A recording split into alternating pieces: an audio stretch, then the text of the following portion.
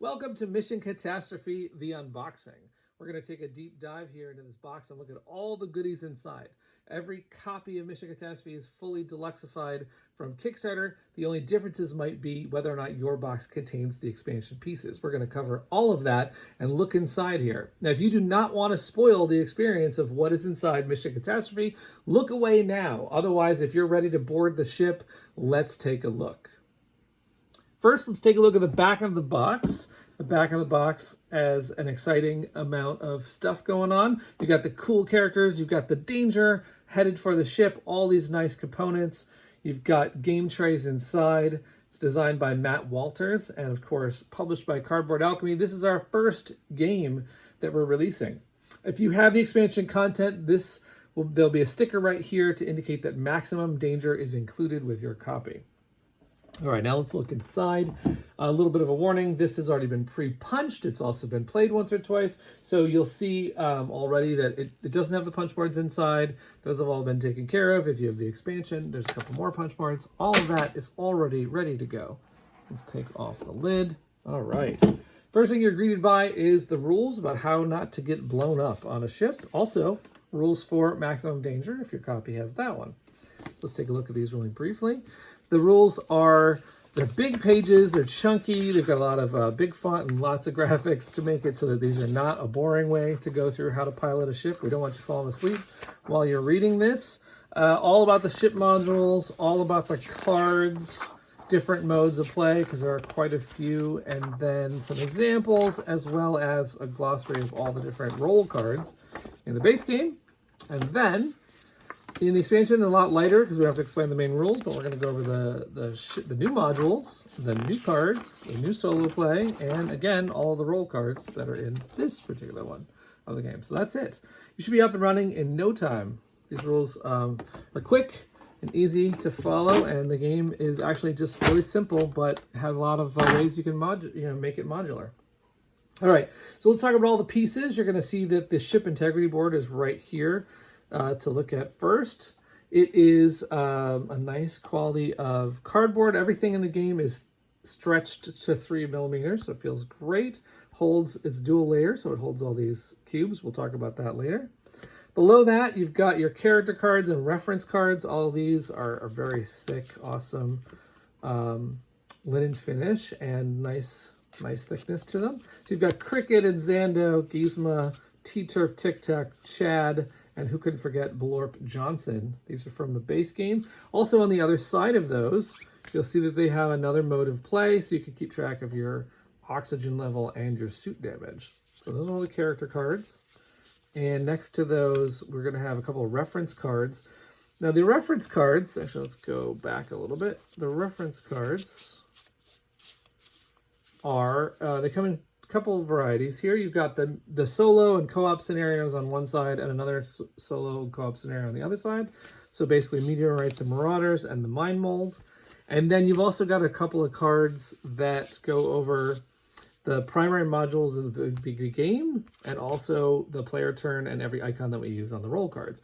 These are pretty easy, self-explanatory once you actually start playing the game, so you don't really need these, but of course you might have a new player or you might just be opening it for the first time, and we want you to have that quick reference. So there's a couple of these that show the basic modules, but again, you're going to learn those really quick.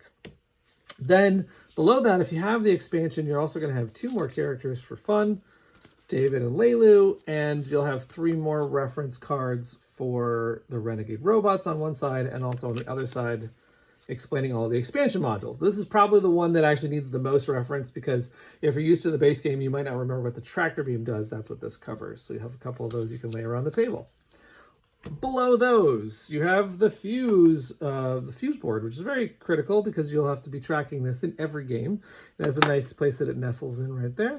Below that, a very common thing you're going to need every game are these status cubes. Status cubes are useful on not only the ship integrity board to keep track of how much damage you have, but also on a module board, you're going to have, say, status cubes right there. So that's how crew quarters is doing. And as it takes damage, it'll move those to the ship integrity board. So status cubes, very critical. You'll have 42 of those. And then Yellow cubes are charge cubes. You may have a role that requires charge cubes. So, for example, let's see this one right here. If you have the Bounty Hunter Jetpack, then you're going to need 3 charges for that. So there's enough charges that if every single person is playing a role with charges, then you have that covered. You've got numbers right here. The numbers are so that you can customize your modules. Of course, the base ones start with a number, but you could make crew quarters number 12, or you could be playing with shields, in which case you would need to actually give it a number and say, oh, the shields is now 12. So you may not need the numbers, but they have a place to store in the box. These modules right here are currently the expansion modules. Of course, once you open this, you can mix it however you want, but we have these separated to show that if you don't have the expansion, you will not have modules right here.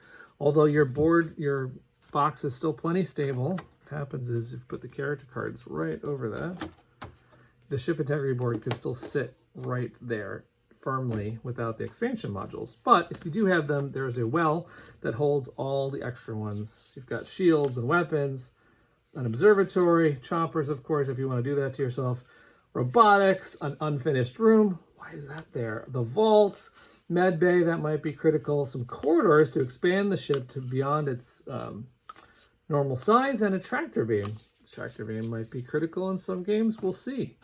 All right, so then there's the modules right there. The base modules are right here. You'll have crew quarters, operations, maintenance, a lab, who knows what goes on in there. Very important to have life support, a greenhouse to get some rations, engine room, critical, but also the most likely to be rolled on 2 dice. Navigation, cargo bay, teleporter, of course, the bridge, gotta have the bridge. And the sensors, look at that art. Oh, I love this. So these numbers are all baked in, but of course, like as I showed you, you can modify those. And below that, more cubes. So you've got purple and blue, and this is not the exact blue of the final game here, but as we mentioned, there's 2 sides to every board, and you might need to track your suit and your oxygens. You've got cubes for that. You've also got orange cubes, which are the fuse. So there's only 1 needed if you're playing the basic game, but we have up to 6 for different modes of play. The white cubes are the mine mold. If you're playing that variant, you're going to need these. And then the green cubes are shields, which come with the expansion, and they are functional if you're using the shields module or if you're using a role that does require the shields. That's all of those. The Casimir tiles. So that's where they all go. Now, let's talk about more stuff. You've got cards over here. There's actually 36 cards in the base and 36 more cards in the expansion. They all correspond to different roles that you can play. So you could be a red shirt, you could be the cruise director or a gunner, and these go right here, and you can sleeve these cards, and if you do, they'll still all fit right there. You've also got the escape pods, which also take status cubes on them, and there'll be 6 of those in the game, and that'll give you a way to escape. Let's go right there. Then you've got pip cards right here. Now these are a lot of the ways you play actions in the game. This includes all of the resources, and it also includes all the expansion cards. They all go right here. We're advising you not to put them this way, even though they technically fit, because they're really hard to get out. So you're going to want to put them sideways. And as a note to sleevers, they will also fit right there once you sleeve them all. Then you've got the Marauders right here. They're already punched out. There's a little small Marauder, and it's all Marauder, all ready to go. Minis, of course. Got to talk about the minis. But before we get there, let's talk about this asteroid dice roller tray, which you can have out on the table. It's a completely removable part of the game trays. And your meteoroid dice, which have the nice 1 as a meteor and are marbled. So they'll move that out of the way. Below that, you'll now see all of the minis. The yellow and the purple are our expansion characters, Leilu and David. And then you've got all the rest of the cast right here. They're already in bold colors, easy to put on the table and play right away. Of course, you can paint them if you want to, and we would love to see pictures of when people do that. But I don't paint minis, and so I can just put Teacher of TikTok right into play and get going. So I love that. Gizmo here also has a special base because technically Gizmo is climbing the ceiling, and we want to represent that. So then you'll notice if you have the expansion that you have this extra bonus tray, which is the robot docking station. It includes 6 robots not currently assigned to a color because anyone can control these. So what you'll do if you're going to control one is you'll get one of these control tokens right here. I'll show you. So during the game, if you have the robotics lab in play, Blorp can take control of a robot, and that's how you indicate that. And Blorp can also lose control of said robot, and instead Leilu could take control of that robot. So basically, all of the characters have 2 control tokens, and they can control up to 2 robots. And those store nicely in the game trays right here. Of course, easier when you're not filming it, but yes, they'd store right there. All right, robot, go back in your docking station. So that is how those all store in there. You can have that out on the table or not, depending on if you're using it.